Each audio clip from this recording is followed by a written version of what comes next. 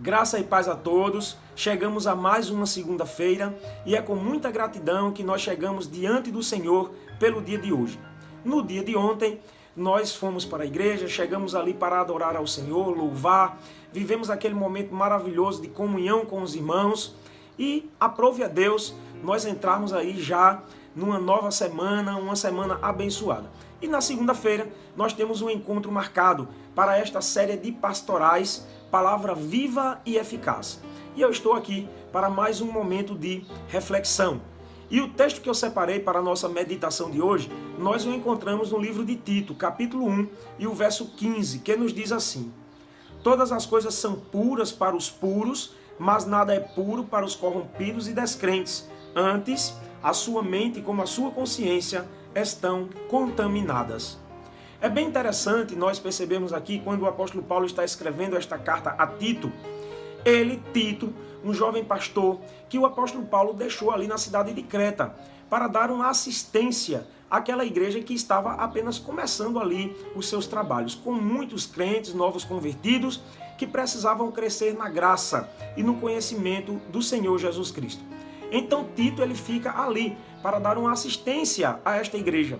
Mas já aí nesse texto que nós lemos no capítulo 1, o apóstolo Paulo ele começa a advertir a Tito das dificuldades que ele vai encontrar ali na cidade de Creta. O apóstolo Paulo avisa, por exemplo, que ele vai encontrar aqueles irmãos que são da circuncisão. Então já uma igreja muito nova, mas sendo perturbada por esta corrente, a corrente judaizante. Não somente isto, o apóstolo Paulo também informa a Tito que os próprios cretenses, eles são pessoas difíceis de se lidar. Ele reconhece aí uma palavra que foi dita sobre os cretenses, aí no capítulo 1, e Paulo ele vai reconhecer que os cretenses, eles são mentirosos, bestas ruins e até, como nos diz o texto, preguiçosos. Então observem o contexto em que Tito ele estava inserido. Então é nesse contexto que o apóstolo Paulo ele vai falar sobre a pureza cristã. O grande segredo, irmãos, está aí, na pureza cristã. E como é que nós chegamos a esse grau de pureza? Primeiro, quando nós temos um encontro com Jesus. Então essa presença de Jesus começa a nos purificar. Isso se dá da seguinte forma: nós vamos escutando de Jesus, nós vamos escutando a sua palavra, e aí os nossos ouvidos, a nossa consciência vai trabalhando tudo isso, vai processando essas informações, e a nossa mente ela vai sendo transformada. Então a nossa mente ela vai sendo purificada.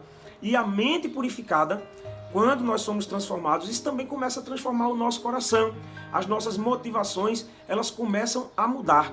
Então, a mente pura vai fazer com que o coração também seja puro. E o coração sendo puro, as nossas ações também vão ser puras.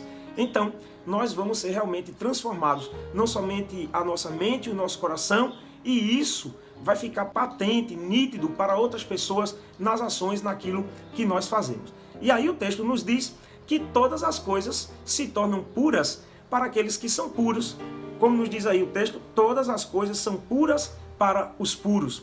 Porque é a presença de Jesus quem faz isso. Jesus, ele nos purifica, vai afastando na nossa vida tudo aquilo que não lhe agrada. O Espírito Santo vai fazendo essa obra e vai nos melhorando a cada dia. No entanto, quem não está em Cristo, quem não é crente, ainda não tem essa ação de Jesus em sua vida, ainda não foi purificado, não está sendo transformado por Cristo. O texto nos diz aqui que os descrentes, eles estão ainda num contexto de corrupção, eles estão corrompidos, eles ainda não saíram desse contexto tão envolvidos pelo pecado, esse contexto carnal e mundano em que as pessoas elas vivem. Então o texto vai nos dizer que a mente dessas pessoas que são descrentes é uma mente e também uma consciência que está contaminada. Mente e consciência que estão contaminadas, e aí faz com que todas as coisas que estejam ao seu redor não sejam puras. Essas pessoas, elas têm o seu pensamento maldoso. É como nós vemos hoje, as pessoas com pensamentos tão maldosos. Para onde elas olham, elas enxergam o pecado. Ou, vamos colocar da seguinte forma, elas enxergam uma oportunidade para pecar.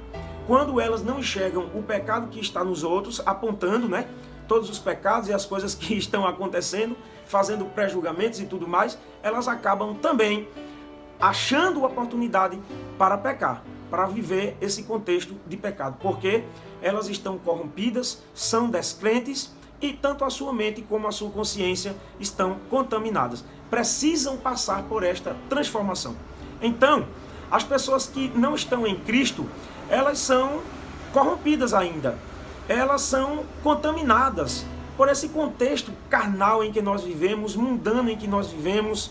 Elas abrem muito espaço em suas vidas para que não a palavra de Deus esteja ali as conduzindo, mas na realidade o inimigo das nossas almas está ali de perto, conduzindo os seus pensamentos, aquilo que elas sentem e também as suas ações.